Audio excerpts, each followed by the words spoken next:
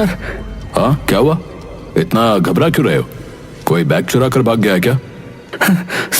Sir मेरी बहन और उसके पति का कुछ पता नहीं चल रहा है। क्यों? कहाँ गए दोनों? दोनों शादी के बाद यहाँ घूमने आए थे सर, लेकिन अभी उनका फोन स्विच ऑफ आ रहा है। आज 4 दिन हो गए सर। ठीक है, मैं रिपोर्ट लिख लेता हूँ। और ये पहाड़ी क्षेत्र है, यहाँ लैंडस्लाइड और बिजली की समस्या रहती है।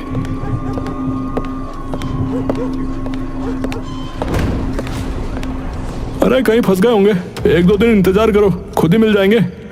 साहब मुझे बहुत डर लग रहा है। आप बिल्कुल भी देर मत कीजिए और दोनों को जल्दी से जल्दी ढूंढ दीजिए। अच्छा ठीक है, तुम जाओ, कोई सूचना मिलेगी तो हम तुम्हें बुला लेंगे, जाओ। विक्रम वहां से चला जाता है। तभी रमेश को एसीपी मैक्स का फोन आया। तुम दोनों जल्दी से पहाड़ी वाले होटल के पीछे पहुंचो, मैं भी आ रहा हूँ। ठीक है सर, हम अभी आते हैं। जैन सर।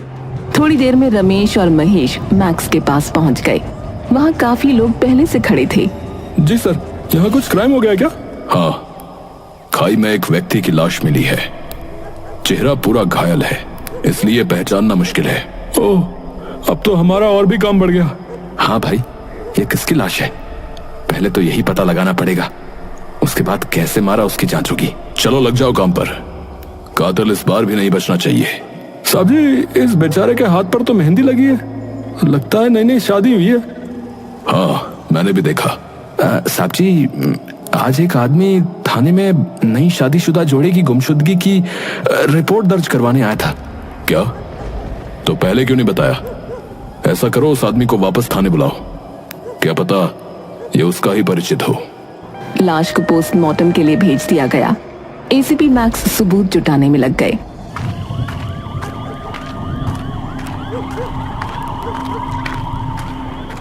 हमें एक लाश मिली है, तुम उसको पहचान लो। क्या लाश? देखो, घबराओ मत, अभी कुछ नहीं पता कि वो व्यक्ति कौन है। जी।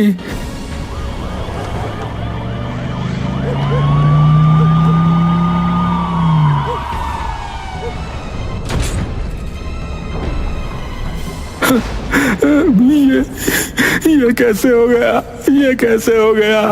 किसने किया? मेरी बहन कहाँ है? सर उसको ढूंढ दो प्लीज, मेरी बहन कहाँ है?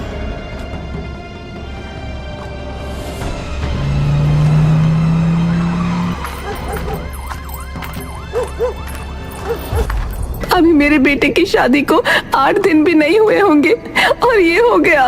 आंटी जी, मैं आपके बेटे को वापस तो नहीं ला सकता, लेकिन आपसे वादा करता हूँ कि कातिल मुझसे बचकर भाग नहीं पाएगा। कातिल कौन है, मुझे ये भी नहीं पता। वैसे आंटी जी, आपकी किसी से कोई दुश्मनी थी क्या? नहीं, हमारी किसी से दुश्मनी नहीं है। सीपी साहब, हमारा बेटा राघव जो है बहुत ही सीधा और हंसमुख था, वो किसी से नहीं लड़ता था। मेरा बेटा तो चला गया, अब मेरी बहू को बचा लीजिए। देखिए, हम सोनल को ढूंढ रहे हैं। बेचारे दोनों घर से बहुत खुशी खुशी निकले थे। माँ, सोनल कह रही है कि उसे पहाड़ों में घूमने जाना है। हाँ, सही तो कह रही है। बेटा, तुम उसे लेकर चले जाओ। ठीक है माँ, आप कहती हो तो चला जाता हूँ। हाँ बेटा, इतनी प्यारी है सोनल, इसलिए अब से उसकी सारी बात मानना। ठीक है माँ, लेकिन मेरा आपके बिना मन नहीं लगेगा। मैं आज तक आपसे दूर जो नहीं रहा हूँ। बेटा, सोनल भी तो अपना घर छोड़कर आई है, इसलिए उसका ध्यान रखना जरूरी है। ठीक है माँ, मैं जैसे आपकी सारी बातें मानता हूँ, उसकी भी सारी बात मान लूंगा। ये हुई ना बात, अब जाओ और पैकिंग करो।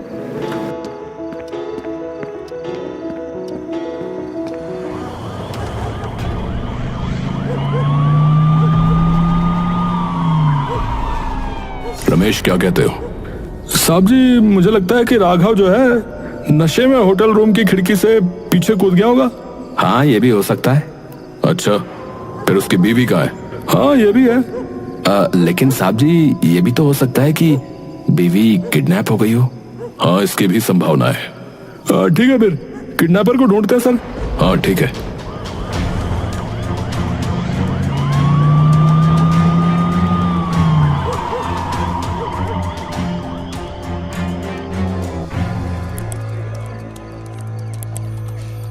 मुझे सीसीटीवी फुटेज दिखाओ। सॉरी, हमें ऐसा करना मना है। क्यों? आप जाइए ना, हम आपको फुटेज नहीं दिखा सकते। लगता है लेडीज पुलिस को बुलाना पड़ेगा। सॉरी, देख लीजिए। साहब जी, कमरे में कोई आता जाता हुआ तो दिखाई नहीं दे रहा है। हाँ, सिर्फ होटल स्टाफ ही अंदर गया है। हो सकता है किडनैपर पीछे से कूद कर भाग गया हो। अरे यार, थोड़ा दिमाग से सोचा करो तुम लोग। चलो अब यहां से।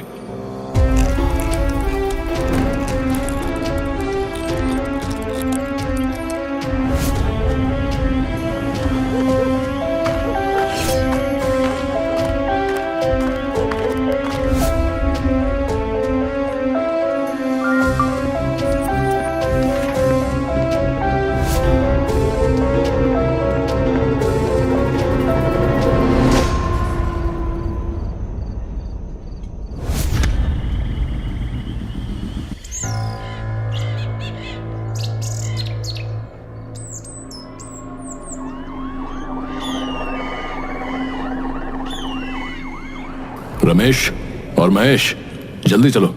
जी सर, लेकिन कहाँ जा रहे सर? जितना बोला है उतना करो। ठीक है सर। तीनों जीप में बैठकर चल दिए। वो एक सुनसान सड़क पर जा रहे थे। तभी रास्ते में एक छोटा सा ढाबा दिखाई दिया। इस लड़के को देखा कहीं? इसका नाम जग्गू है। अरे साहब जी, ये लड़का जो है मुझे याद आ रहा है, 3 दिन पहले ही मेरे पास काम करने आया है। तुम जानते हो इसे? नहीं साहब जी, मैं नहीं जानता इसको।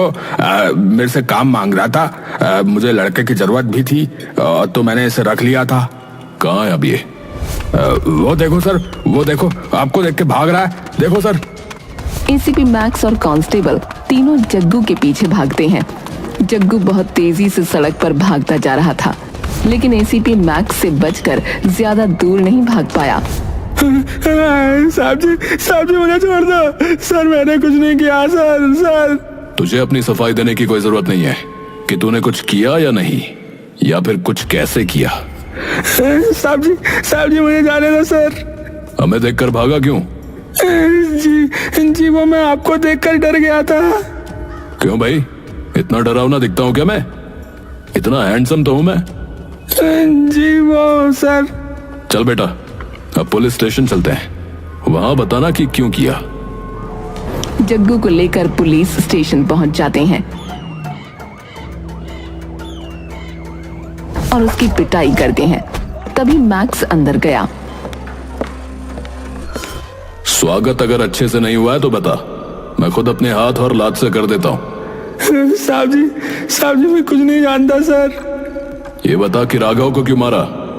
साहब जी मैं सच बता रहा हूँ, मैंने सिर्फ राघव के मर्डर में मदद की है। मैं पैसों के लालच में आ गया था सर। पैसे किसने दिए? जी छोटू ने दिए सर, छोटू ने। ये कौन है? मैं नहीं जानता साहब जी। अच्छा, अभी थोड़ी देर और पिटेगा ना तो अपना मुंह खोल देगा कि किसने मारा है। साहब जी मारना मत साहब जी, मैं बताता हूँ। बता फिर। छोटू मेरा पड़ोसी है। एक दिन उसने मुझे बताया कि एक आदमी को मारना है। मैंने सिर्फ शराब के नशे में गोली मिलाकर दी थी और मुझे इसके लिए पूरे 1 लाख रुपए मिले थे। वहीं से तुझे ढूंढा है, अब छोटू का पता भी बता दे। जी मैं उसका पता नहीं जानता सर मैं पैसे लेकर भाग गया था, फिर छोटू कहाँ गया पता नहीं सर। अरे सुनो, इसे अभी और पीटो, ये सब जानता बताएगा अभी। मारो साले को। ऐसा कहकर एसीपी मैक्स बाहर चला गया। रमेश और महेश उसे पीटने लगे। बाहर राघव के माता पिता और सोनल का भाई विक्रम बैठा था। जी कुछ पता चला? सोनल की तलाश अभी पुलिस कर रही है और मर्डर में शामिल एक आदमी को हमने गिरफ्तार कर लिया है। साहब जी उसने छोटू का पता बता दिया सर। ठीक है, जल्दी से जीप निकालो, चलते हैं। पुलिस के डंडे के आगे हर कोई बोलता है। हाँ साहब जी, अभी देखो कैसे छोटू का पता उगल दिया उसने। आजकल के गुंडे भी ना बिल्कुल छपरी हो गए, रील बनाते हैं और गुंडे बनते हैं। हाँ साहब जी, ऐसी स्टोरी लगाते हैं बदमाशी की कि पूछो ही मत। रील बनाकर स्टोरी लगाना आसान है, लेकिन जब किसी के पीछे पुलिस पड़ जाए ना तो उसका छुपना मुश्किल हो जाता है। हाँ साहब जी, छोटू का पता भी यहाँ से कुछ ही दूर है, थोड़ी देर में पहुंच जाएंगे। ठीक है, गाड़ी तेज चलाओ, कहीं वो हाथ से निकल ना जाए। ठीक है साहब जी। कुछ ही देर में वो पहाड़ों में बने एक कॉटेज में पहुंच गए जो खाली दिख रहा था। तीनों पूरी सतर्कता से कॉटेज के अंदर घुस गए। छोटू आराम से बेड पर सो रहा था। चलिए मिस्टर छोटू, बेड पर बहुत सो लिए, अब डंडे पर सोना। चलो। कौन हो तुम लोग? क्यों बे मच्छर है? वर्दी देखकर समझ नहीं आता क्या? वर्दी को परिचय देने की आवश्यकता नहीं है, समझा? सर, आप मुझे पकड़ने क्यों आए हो? तो खुद भी जानता है, इसीलिए चुपचाप चल, वरना बहुत पिटेगा, बता रहा हूँ। जी सर, चल रहा सर। सोनल कहाँ है? सोनल? कौन सोनल? मैं किसी सोनल को नहीं जानता सर। जिस लड़की को होटल से किडनैप किया था वो कहाँ है? सर, मैंने किसी को नहीं उठाया, सच्ची बोल रहा हूँ। ठीक से पुलिस वाला ट्रीटमेंट यहीं दे देते हैं इसको, वैसे भी यहाँ कोई है नहीं। चलो, तब तक मैं बाहर खड़ा हूँ, तुम दोनों तैयार हो जाओ।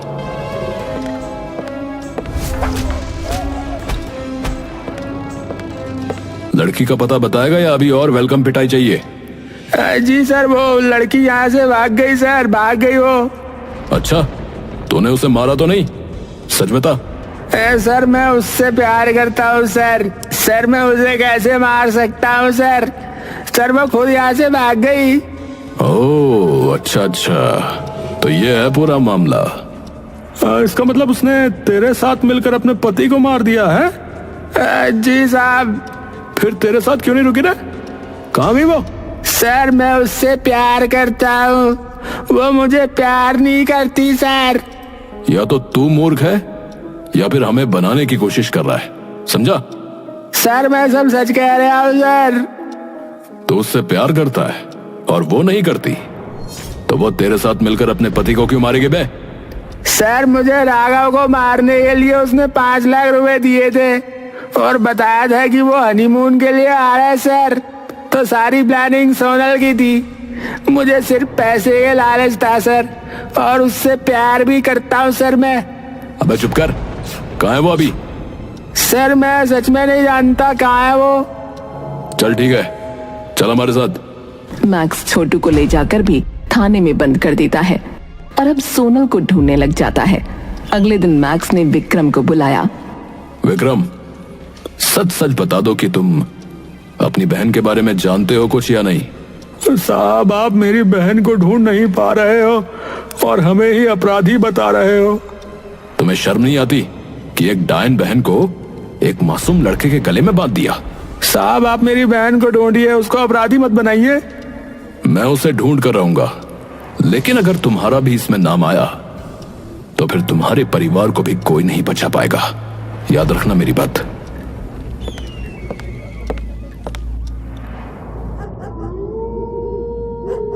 रात में एसीपी मैक्स अपने कमरे में बैठकर केस के बारे में ही सोच रहा था। उसने दीवार पर सभी संदिग्ध लोगों की तस्वीरें लगाई हुई थीं। वो अलग अलग दृष्टिकोण से सोच रहा था।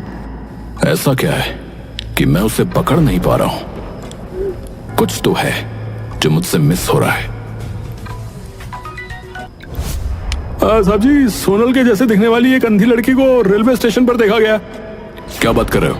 जल्दी वहां पहुंचो, भागने ना पाए, मैं अभी आ रहा हूं। सभी रेलवे स्टेशन पहुंचकर सोनल को ढूंढते हैं। महिला पुलिस भी साथ होती है, लेकिन वहां उन्हें कोई नहीं दिखाई देता। रमेश, खबर तो सच्ची थी ना? हाँ साहब। फिर कहाँ गई वो? साहब, अगर साधारण लड़की से अंधी लड़की बन सकती है तो फिर कुछ और भी बन सकती है। हाँ, पॉइंट तो है। तुमने पूरी ट्रेन अच्छे से चेक की है ना? हाँ सर। चलो अब मेरे साथ। जल्दी से भागकर सभी लोग पायलट के पास गए। उन्होंने देखा कि लोको पायलट बहुत डरा हुआ बैठा है और उसने आंखों से इशारा किया। मैक्स समझ गया कि सोनल अंदर ही है। वो एक टेबल के नीचे छुपी हुई थी। खूनी दुल्हन सोनल, अब तेरा खेल खत्म हो गया है, जल्दी से बाहर आ जा। महिला पुलिस आगे आई और सोनल को गिरफ्तार कर लिया और थाने ले गए। विक्रम भी आया और राघव के माता पिता भी आ गए। विक्रम, ये रही तुम्हारी बहन, अब बताओ ये अपराधी है या नहीं?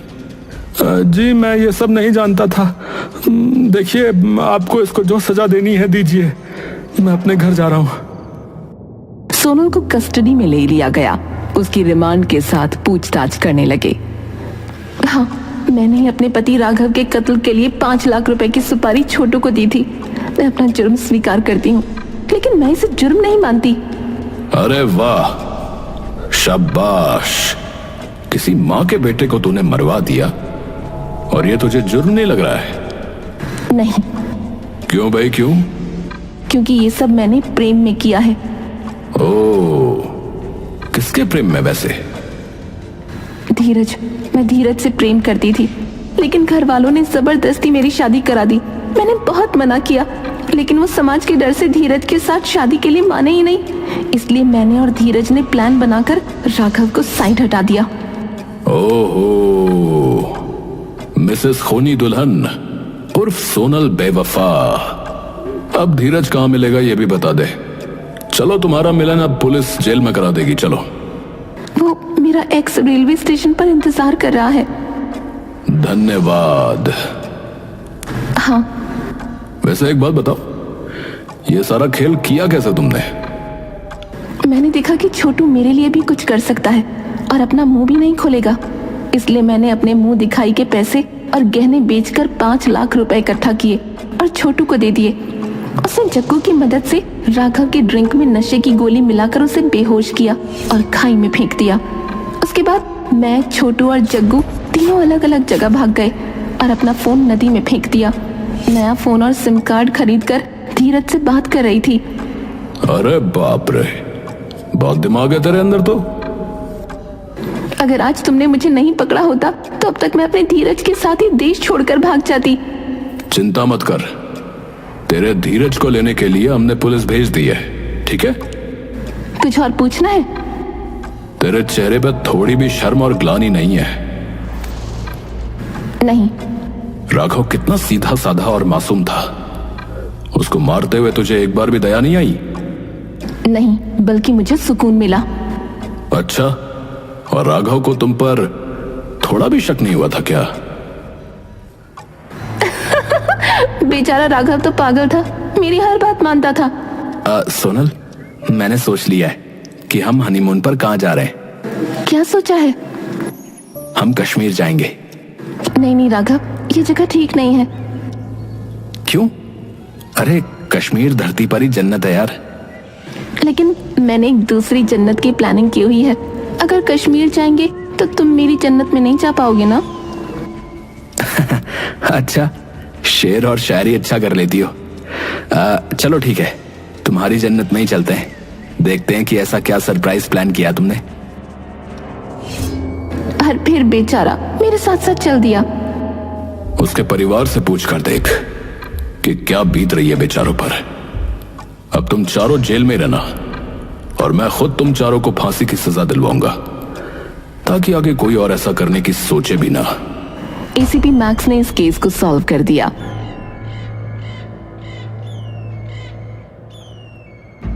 तीनों मुख्य आरोपियों को फांसी की सजा हुई।